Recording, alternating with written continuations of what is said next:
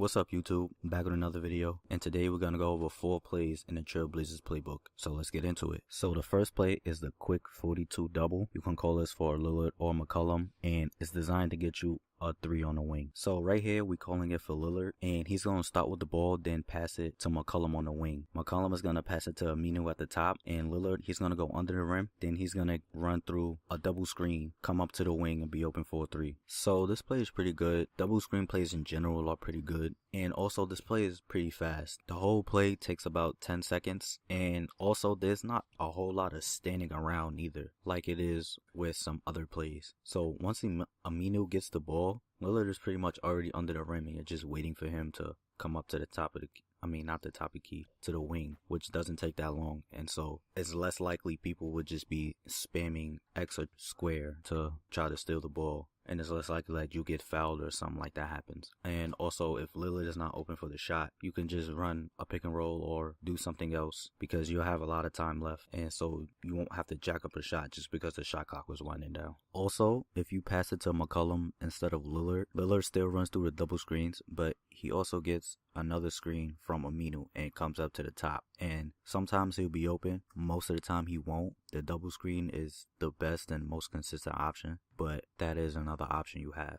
So the next play is the quick 43 flare. You can call this for Lillard or McCollum, and it's designed to get a corner 3 or a layup. So right here we're running it for McCollum, and Lillard's going to start with the ball on the wing and pass it over to McCollum. McCollum is going to pass it over to Aminu, then McCollum's going to get a screen from Nurkic and run all the way to the corner to get open for a 3. Also, another option you have is to pass it to Lillard while he's cutting and get a layup. So before CJ runs through the screen from Nurkic, he's going to set a screen for Lillard. Then Lillard, he's going to run around Aminu, then cut to the rim. And if the defense plays it wrong, he'll be open for a layup. I like this play a lot. I used it a little bit last year, and I got a lot of open 3s from it. You may not get as many open 3s this year just because the defense is improved, but you will get a lot of open shots. Also, last year, I don't remember this cutting option being there. Maybe it was, and I just never used it. I just always went for the 3. But that cutting option makes this play so much better, because now you have a corner 3 or a layup option, and those are the 2 shots that you want to get the most of in the game. Next, we have the give 53 horns quick. You can run this for Lillard or McCollum, and it's designed to get you a wing 3 or a layup. So right here we're running it for Lillard, and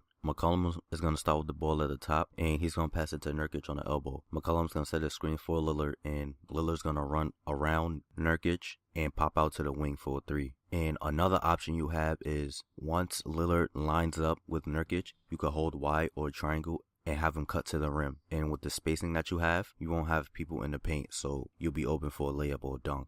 I've talked about this play a couple times in other playbook videos, and this play is pretty good. It's pretty fast, and it's a good play to run at the beginning of a game if you don't want to like jack up 3s as soon as you start the game, or just situations in the game where you don't really need a 3. You would rather get a layup or get something going towards the basket. So this play is good for that, as well as if someone's cold or about to get takeover, you can call this play and have them cut to the rim and get them something easy. And the final play is the ISO 12 rip. You can call this for McCollum or Lillard, and it's designed to be an isolation play, but you can use it to get an open mid-range. So right here we're calling it for Lillard, and McCollum is going to start with the ball at the top, and Lillard is going to get a double screen from Aminu and Nurkic and go to the elbow area of the court, and he'll be open for a mid-range. And something I noticed, when Lillard comes off the 2 screens, sometimes Jaylen Brown will back up to try to get in a passing lane, and he'll leave CJ wide open. So if you're playing against the computer and you call this play,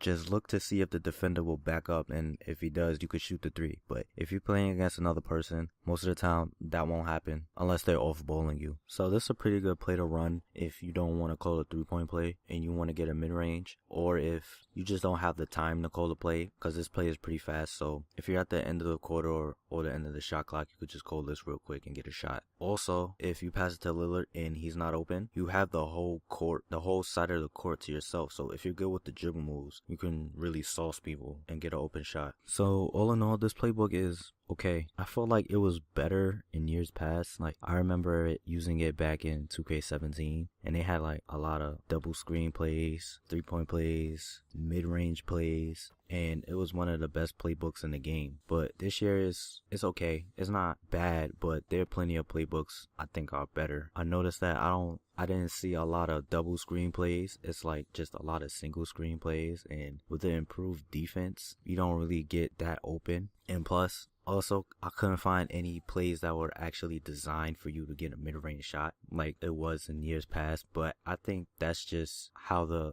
actual NBA is today. They're going away from mid-range shots, and it's pretty much just threes and layups. And so the playbooks are kind of reflecting that, because I can't find mid-range plays in any playbook.